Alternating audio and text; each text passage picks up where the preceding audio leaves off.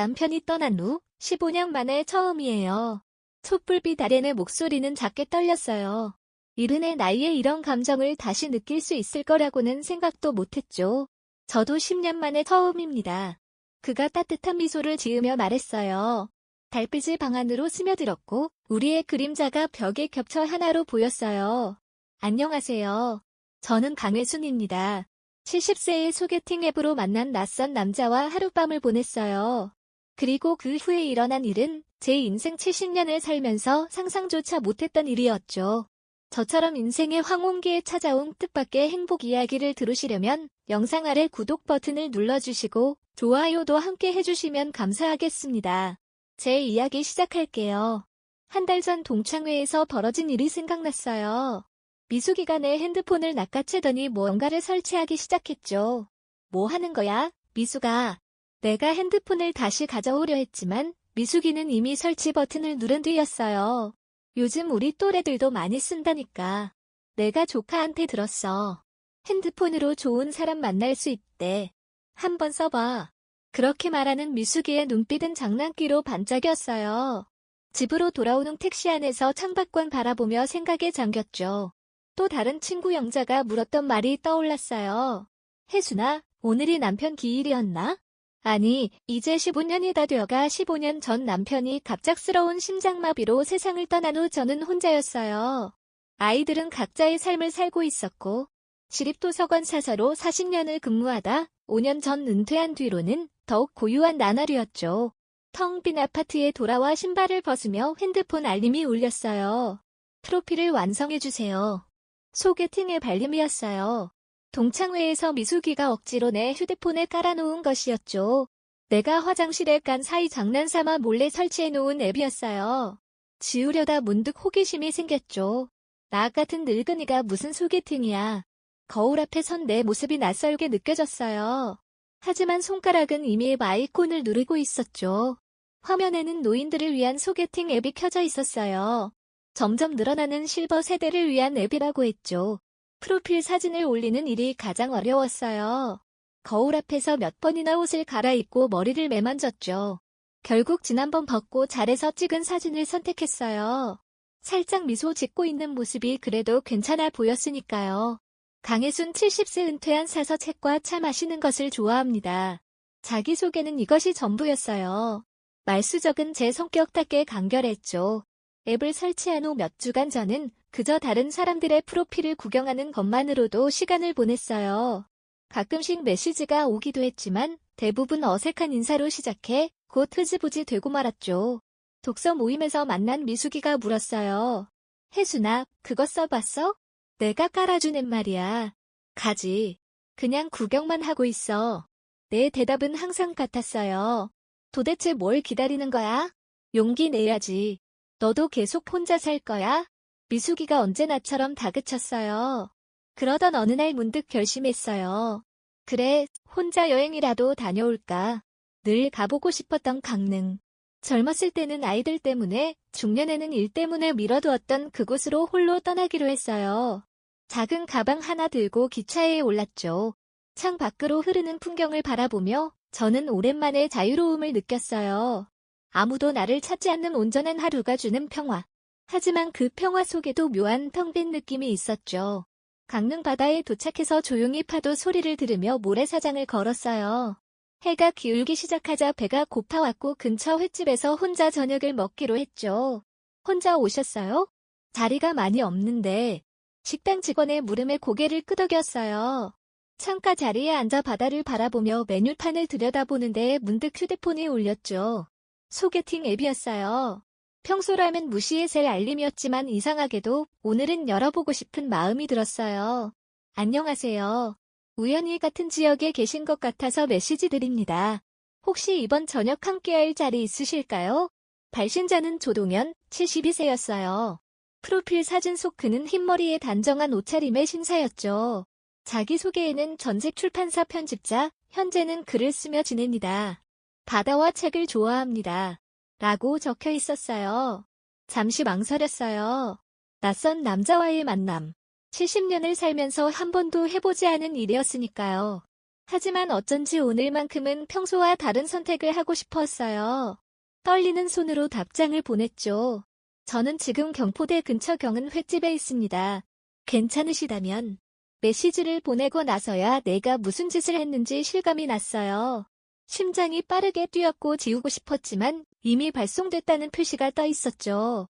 20분 후에 도착하겠습니다. 창가 자리에 계시면 찾기 쉬울 것 같습니다. 화장실로 달려가 거울 앞에 섰어요. 얼굴에 화색이 돌고 눈이 반짝이는 것이 보였죠. 마치 첫 소개팅에 나가는 소녀처럼 설렜어요.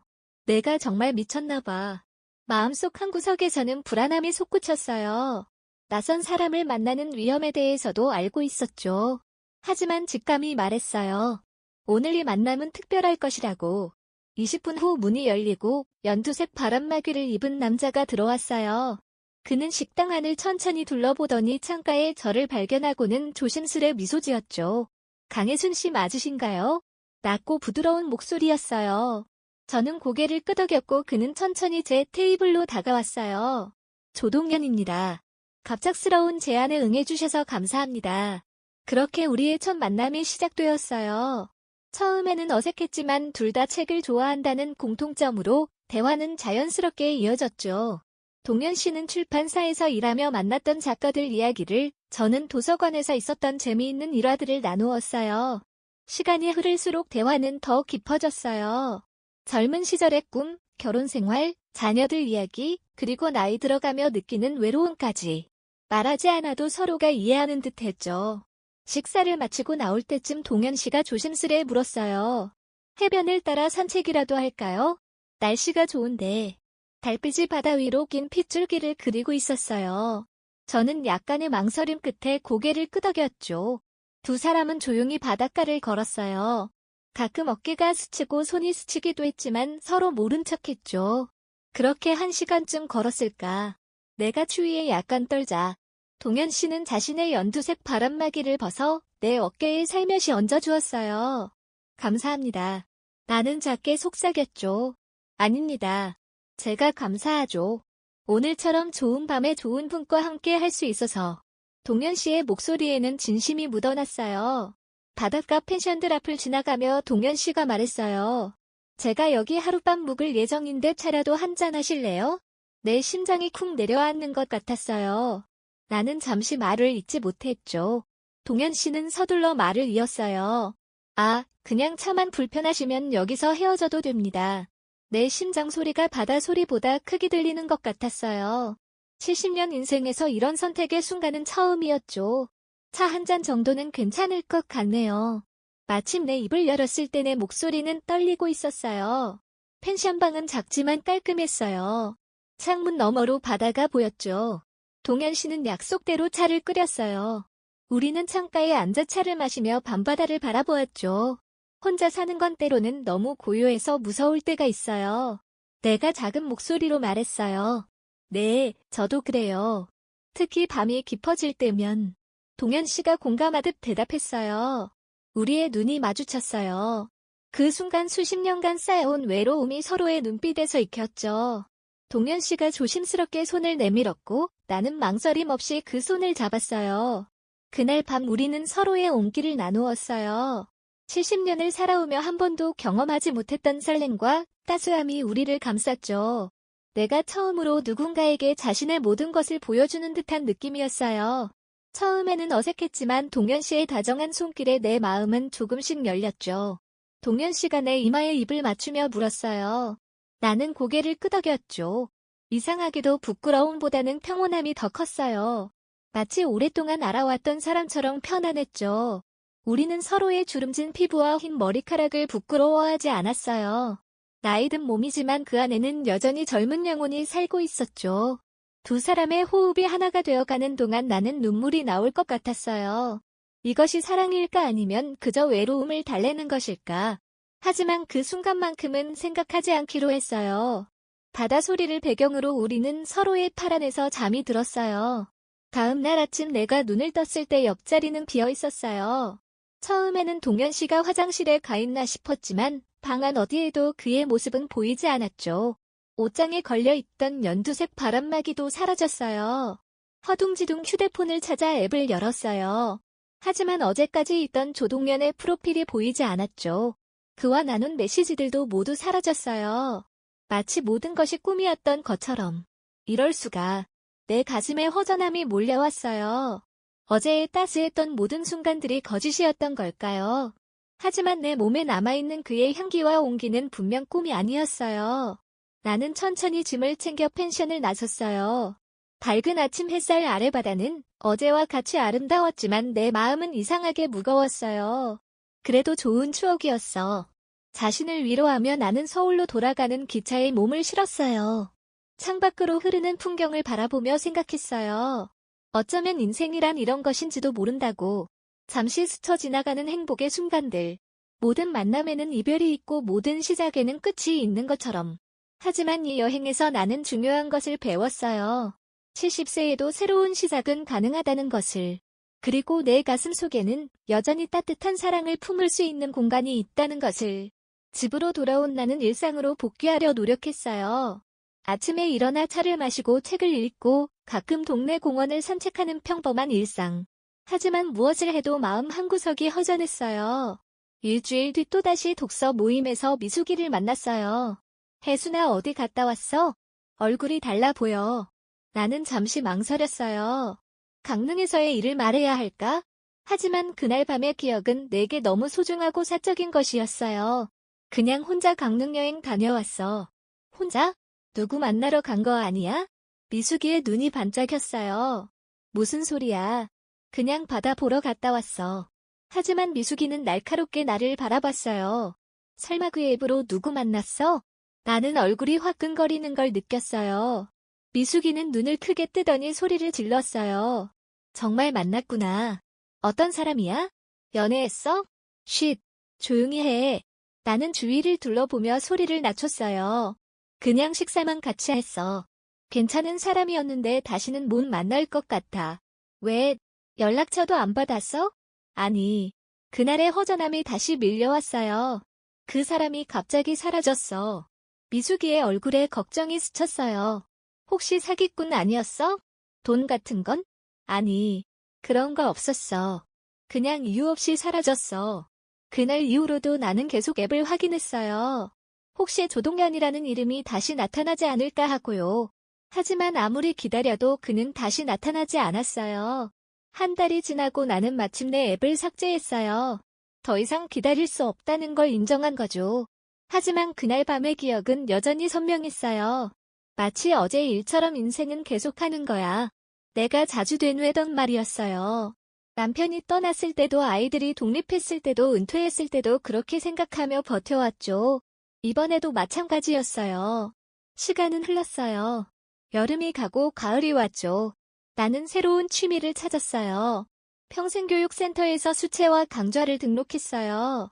처음에는 서툴렀지만 점점 익숙해졌죠. 그림을 그리는 동안은 다른 생각이 들지 않아서 좋았어요. 이번 주에 특별 강연이 있어요.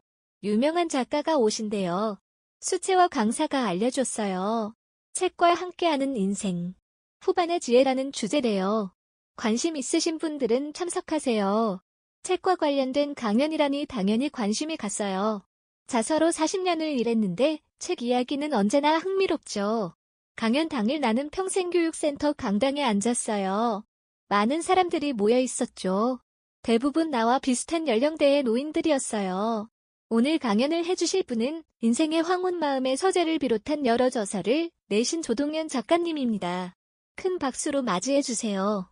그는 연두색 바람막이는 없었지만 단정한 차림의 그 남자는 분명 강릉에서 만났던 조동연 씨였어요. 나는 자리에서 일어날 뻔했지만 간신히 진정했어요. 여러분 안녕하세요. 그의 목소리는 내 기억 속 그대로였어요. 낮고 부드러운 음색이 강연장을 채웠죠. 저는 오늘 책이 우리 인생의 후반부를 어떻게 풍요롭게 만들어주는지에 대해 이야기하려 합니다.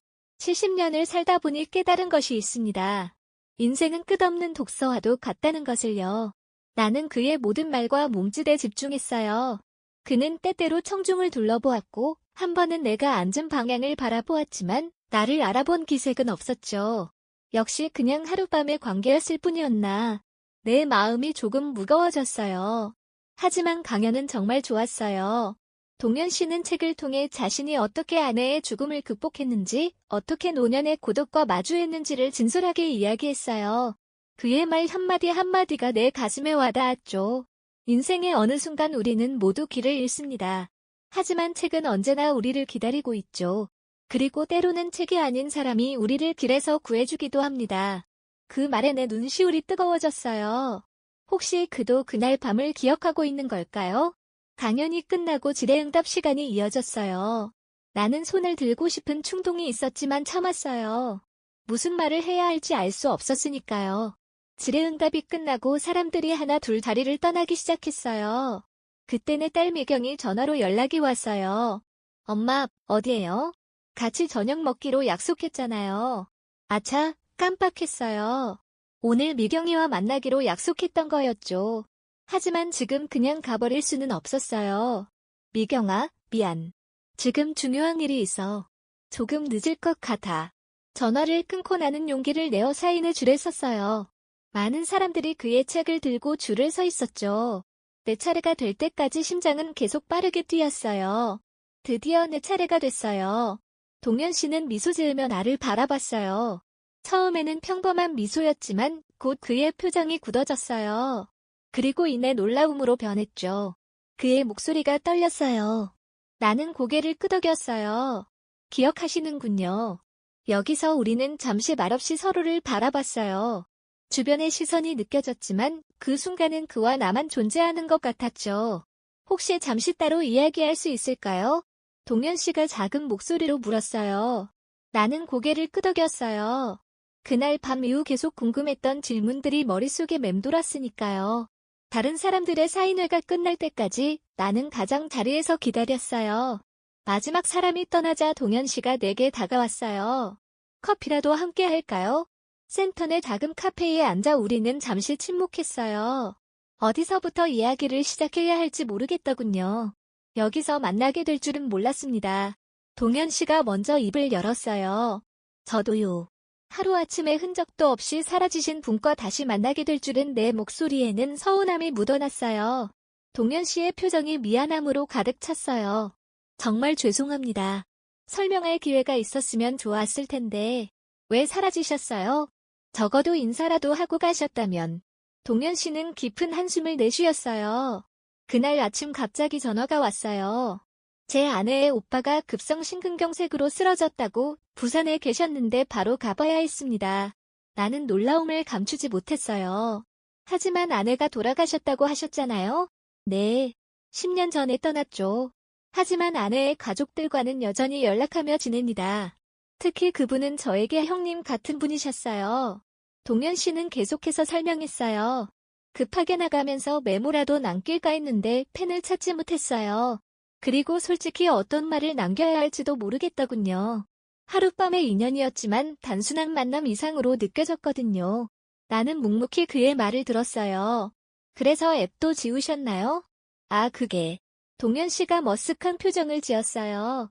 사실 그건 의도한 게 아니었어요. 부산으로 가는 길에 폰을 분실했거든요. 택시에 두고 내렸는지 아니면 누군가 훔쳐갔는지. 결국 새 폰을 사야 했고 그 과정에서 많은 앱들이 지워졌죠. 소개팅 앱도 그중 하나였고요. 하지만 다시 설치해서 저를 찾아볼 수도 있었잖아요. 동현 씨의 표정이 더욱 미안해졌어요. 맞아요. 사실 그러려고 했어요. 하지만 시간이 지날수록 망설여졌어요. 제가 아무 말도 없이 사라졌는데 다시 나타나면 혜순 씨가 저를 어떻게 생각할지.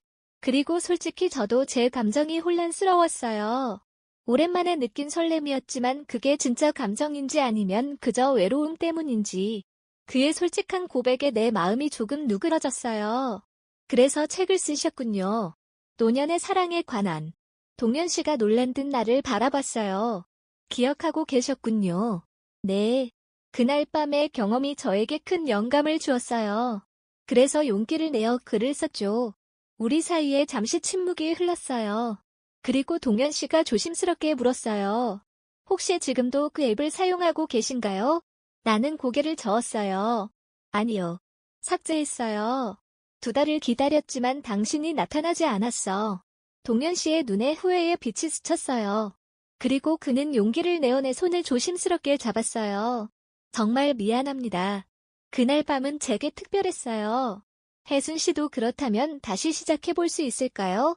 내 마음에 따스함이 번졌어요. 하지만 나는 아직 망설였어요. 어떻게 믿을 수 있죠?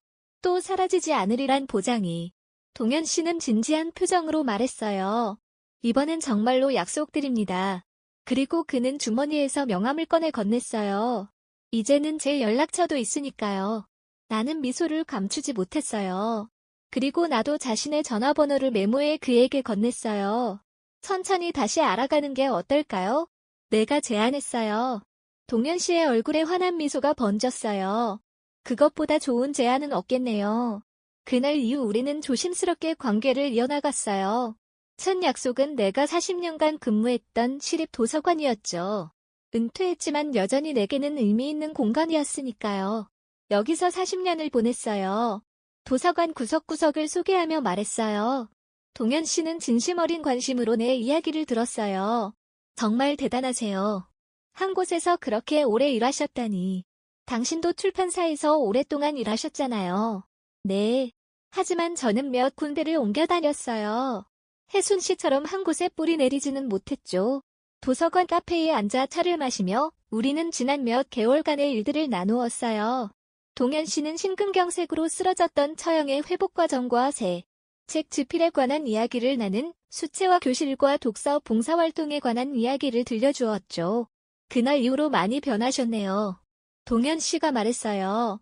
나는 살짝 미소 지었어요. 그날 밤이 저에게 무언가를 깨닫게 해줬어요. 아직 새로운 것을 시작하기에 늦지 않았다는 걸요. 동현 씨의 눈빛이 따뜻해졌어요. 저도 마찬가지예요. 그날 이후로 글을 쓰는데 더 용기가 생겼어요. 그렇게 첫 만남은 성공적으로 끝났고 두 번째 약속으로 이어졌어요. 이번에는 동현 씨가 자주 가는 북카페였어요.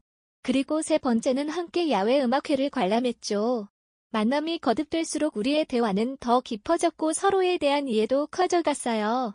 처음에는 서로의 취향과 생활 습관에 관해 이야기했지만 점차 과거의 상처와 두려움 그리고 미래에 대한 희망까지 나누게 되었죠. 사실 그날 밤 이후로 당신을 많이 생각했어요. 어느 날 내가 용기를 내어 말했어요. 동현 씨는 내 손을 꼭 잡았어요. 저도요. 그날 이후로 혜순 씨가 제 글의 주인공이 되었어요. 그렇게 두 달이 지났을 무렵 동현 씨는 내게 조심스러운 제안을 했어요. 딸에게 우리 사이를 이야기해도 될까요? 나는 잠시 망설였어요. 이제 우리의 관계는 단순한 친구 이상이 되어 있었지만 가족에게 알리는 것은 또 다른 문제였죠. 괜찮을까요? 우리 나이에. 동현 씨는 진지하게 말했어요. 나이가 중요한가요? 우리는 서로에게 힘이 되어주고 있잖아요. 결국 나는 동의했고 미경이에게 동현 씨와의 관계를 털어놓았어요. 처음에 미경이는 놀랐지만 곧내 행복을 진심으로 축하해 주었죠. 엄마가 행복하다면 저도 기뻐요. 그분이 정말 좋은 분이라면요. 동현 씨도 자신의 절친한 친구들에게 나를 소개했어요. 모두가 우리의 늦은 만남을 축하해 주었죠. 봄이 무르익어 갈수록 우리의 관계도 깊어졌어요. 우리는 함께 아침 산책을 즐기고 책을 읽으며 의견을 나누고 서로의 손자 손녀 이야기를 자랑스럽게 들려주었죠. 하지만 모든 관계가 그렇듯 우리 사이에도 작은 갈등이 생기기 시작했어요. 나는 규칙적인 생활을 좋아했지만 동현 씨는 영감이 떠오를 때 밤늦게까지 글을 쓰곤 했죠. 나는 조용한 시간을 즐겼지만 동현 씨는 사람들과 어울리는 것을 좋아했어요. 오늘 저녁에 지인들과의 모임이 있는데 같이 가실래요? 어느 날 동현 씨가 제안했어요. 나는 망설였어요. 글쎄요, 모르는 사람들이 많을 텐데. 결국 나는 동현 씨의 제안을 받아들였지만 모임 내내 불편함을 느꼈어요. 모두 동현 씨의 문학과 출판계 친구들이었고 나는 대화에 끼지 못했죠. 집으로 돌아오는 길 나는 조용히 말했어요. 다음번에는 그런 자리에 가지 않았으면 해요.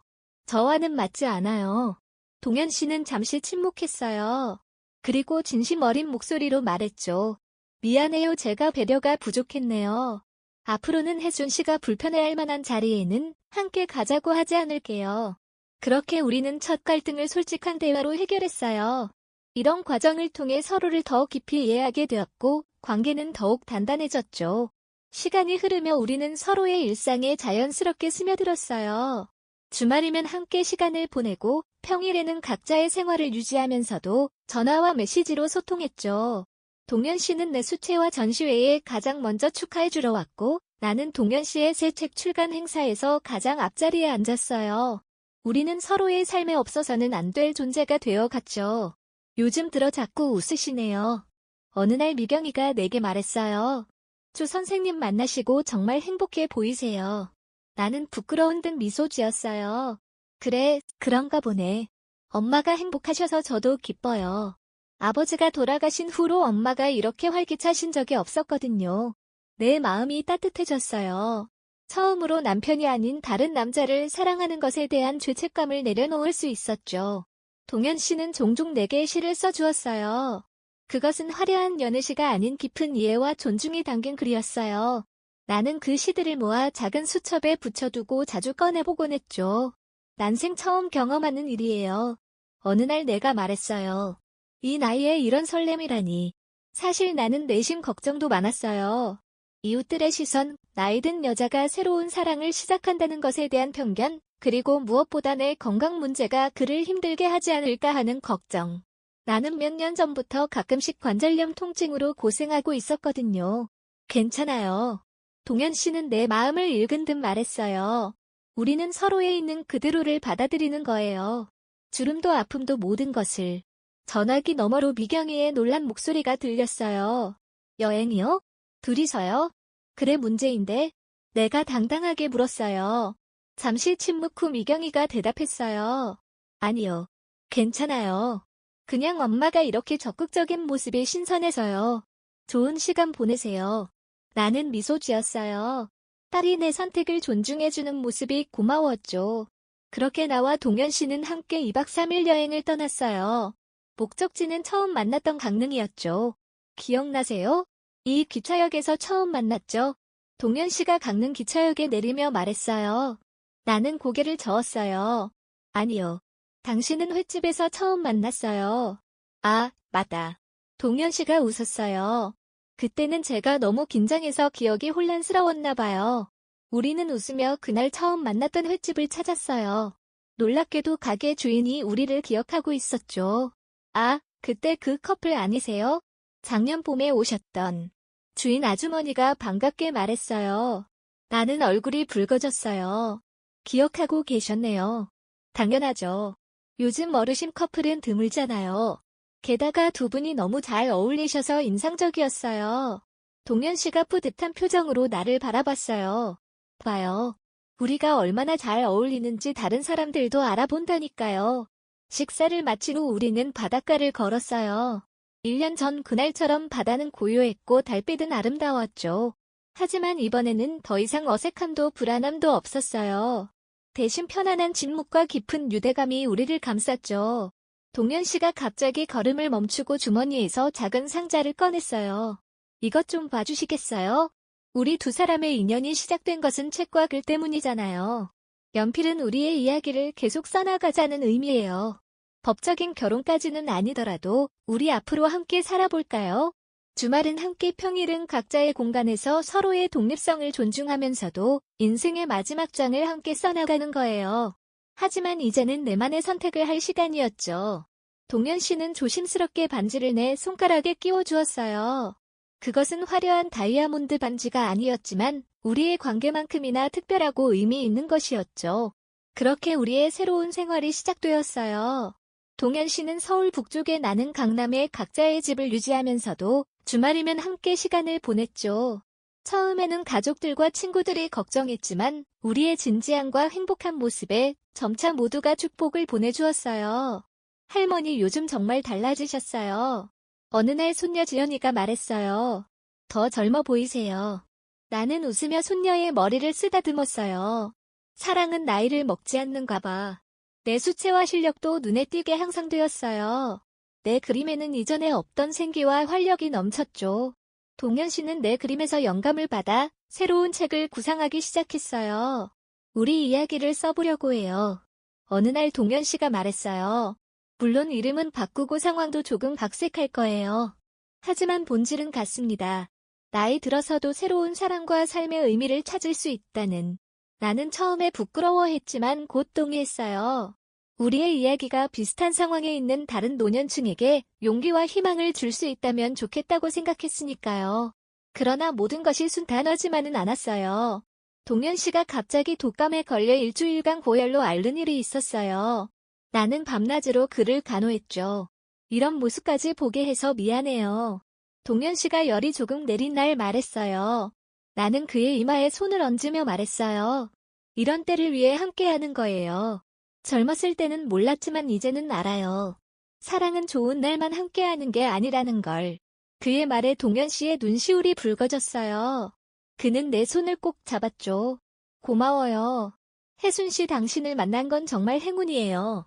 나도 반대로 관절염으로 몸이 불편할 때가 있었어요. 그럴 때면 동현 씨가 글 쓰는 일을 잠시 미루고 나를 돌봐주었죠. 서로의 약점과 아픔을 이해하고 보듬어주는 관계였어요. 비 오는 어느 날 우리는 내 아파트 베란다에 앉아 차를 마시며 빗소리를 들었어요. 가끔은 이렇게 아무것도 하지 않고 그냥 있는 것도 좋네요. 내가 말했어요. 동현 씨는 고개를 끄덕였어요.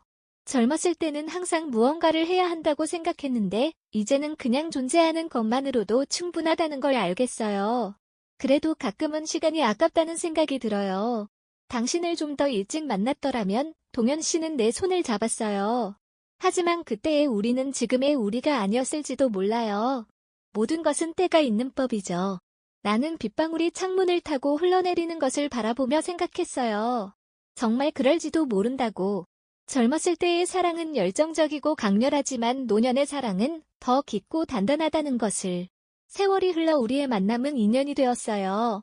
그래서 다시 강릉을 찾았죠. 이번에는 더 이상 낯선 이들이 아니었어요. 서로에 대해 더 많이 알게 되었고 더 깊이 사랑하게 되었어요. 2년 전 이맘때 이 바다에서 우리는 처음 만났어요. 동현 씨가 해변을 걸으며 말했어요. 그리고 당신은 아침에 사라졌죠. 내가 장난스럽게 대꾸했어요. 동현 씨는 웃음을 터뜨렸어요. 이제는 절대 그러지 않을게요. 약속해요. 우리는 손을 맞잡고 서로를 바라봤어요. 주름진 얼굴, 하얀 머리카락, 그리고 그 속에 빛나는 젊은 영혼. 우리는 서로에게서 청춘을 보았어요. 혜순 씨, 우리가 만난 건 우연이 아니라 운명이었던 것 같아요. 동현 씨가 진심을 담아 말했어요. 나는 미소 지었어요. 저도 그렇게 생각해요. 하지만 운명이라고 해서 그냥 주어지는 건 아니죠. 그날 제가 용기를 내지 않았다면, 그리고 그날 문화센터에서 당신을 알아보지 못했다면. 맞아요. 운명은 우리에게 기회를 주지만 그것을 잡는 건 우리의 몫이죠. 우리는 다시 한번 서로를 바라봤어요. 우리의 눈에는 과거의 아픔과 현재의 행복, 그리고 미래에 대한 희망이 담겨 있었죠. 앞으로도 우리 함께 걸어요. 내가 말했어요. 네, 함께 걸어요. 끝까지. 동현 씨가 대답했어요. 그렇게 우리는 노을이 지는 바다를 배경으로 천천히 걸어갔어요. 우리의 그림자는 하나로 겹쳐져 모래 위에 길게 드리워졌죠. 70대에 시작된 우리의 사랑은 늦은 시작이었을지 모르지만 그만큼 더 소중하고 의미 있는 것이었어요. 인생의 황혼기에 찾아온 뜻밖의 만남이 우리에게 새로운 봄을 선물한 거죠. 우리가 처음 만났던 그 펜션으로 돌아갔을 때 동현 씨는 내 얼굴을 부드럽게 쓰다듬으며 물었어요. 혜순 씨, 후회 없어요? 그날 밤 저와 나는 그의 손을 잡고 속삭였어요. 단 한순간도 후회한 적 없어요. 오히려 감사해요. 그 용기 덕분에 우리가 여기까지 왔으니까요. 동현 씨의 눈에 눈물이 맺혔어요. 저도 그래요. 그날 제 인생이 바뀌었어요. 그날 밤 우리는 2년 전 처음 하룻밤을 보냈던 바로 그 방에서 다시 사랑을 나누었어요.